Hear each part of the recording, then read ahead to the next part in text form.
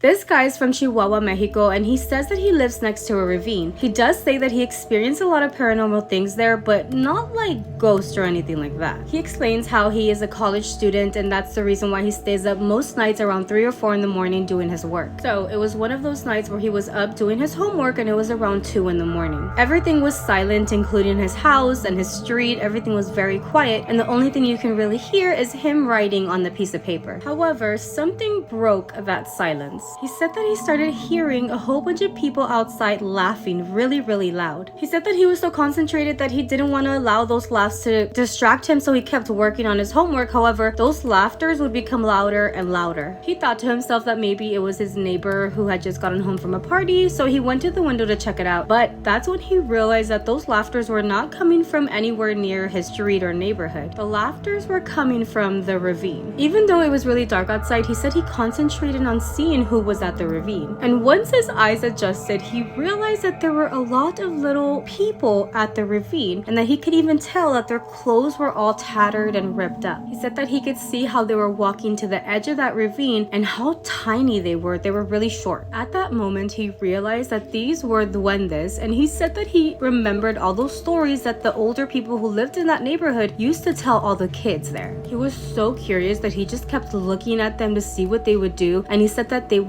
walk to the edge of the ravine and then just disappear. It was almost as if they would become invisible. He says that even though he knew what he was seeing was crazy, he wasn't scared. He was more intrigued to know that these things, like mythological things, actually exist. He remembers like talking to himself and saying, oh my gosh, they're real. He said that he was in such a shock that he didn't even think of pulling out a camera and like taking pictures or video of this. He says unfortunately after that day he never saw these duendes again. However, he still remembers the stories that were told to him before he actually saw the duendes himself. And lucky for us, we get to hear one of those. He says that back in the 90s, there was a man who everybody would call Abuelito, which just means grandpa in Spanish. He said that back in the 90s, there weren't a lot of families that lived out there, so whoever did live there were very much deserted from like a lot of people. So Abuelito found a really pretty land near the ravine and decided to bring his family and build a home for them. Abuelito also enjoyed drinking every weekend. So Friday came and he left work and he decided not to go home. He wanted to go to a bar in the city with his friends. So around 7 at night is when he decided to go home because it was starting to get dark. So as he's walking home and right before getting there, he says that he started to hear people calling out his name. It wasn't just one person, it was several different like voices calling to him. That's when he realized that they were calling his name from the ravine. And Abuelito, being the brave man that he was, actually walked to the ravine to see who was calling him. When he got to the edge of that ravine is when he realized what he was looking at, and it was a lot of duendes who ended up grabbing him and pulling him down. Abuelito explained how he tried everything to fight them off, but that surprisingly they were very strong. You feel a lot. Oh my god, I'm scared. He explains that the last thing he remembers is them pulling him down and he just fainted. When he finally woke up, he woke up on top of the tallest tree that was near the ravine. Imagine the duendes trying to pull my fat ass up that tree. Ain't no way. There's no fucking way. Am I skinny to duendes? What the fuck?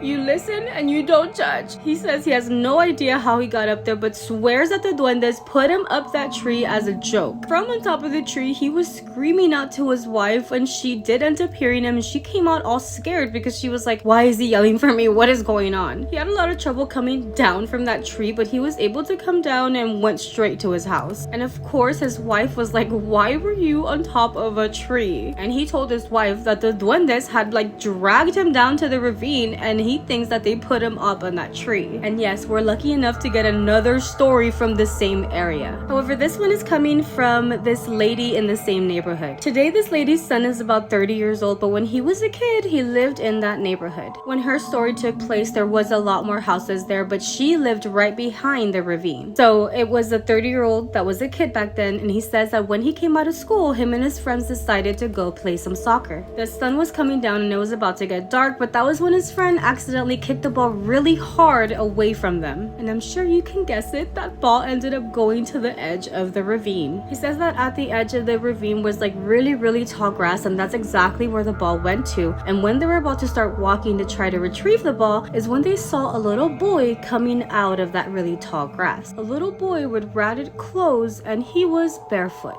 This boy ended up throwing that soccer ball to his friend and then asked them if maybe they wanted a newer and better soccer ball. Obviously, all of the children said yes. That's when the little boy said that he would give them all brand new balls, but the only condition was that they all went down the ravine. The kids actually didn't want to do it because they had all been warned by their parents to never go down the ravine. However, one of the kids actually convinced all of them to go down there. And just when they were about to start walking down that ravine, one of the parents of the kids that were about to go down there came out and screamed for them to come home. Can you imagine if she hadn't came out? He said that everybody heard that scream, so as they were, trying to go down, they all turned around to look at the lady, that kid's mom. And when they turned back to look at the kid that was asking them to go down there with them, he had disappeared. That is when they all screamed and ran straight home. I'm over here thinking, like, if this happened to me, I was a kid, my dumbass would have tried to go down there too. A new ball? A new ball? Yes. Since all these kids were really scared, they all ended up telling their parents exactly what happened. The parents got together and they were like, these were the duendes trying to take our children. So yeah, these are, some of the stories that he had that had been told from like decades in that same neighborhood. Can you imagine? I'd be so scared of living there. Like, what the frick? But what do you guys think?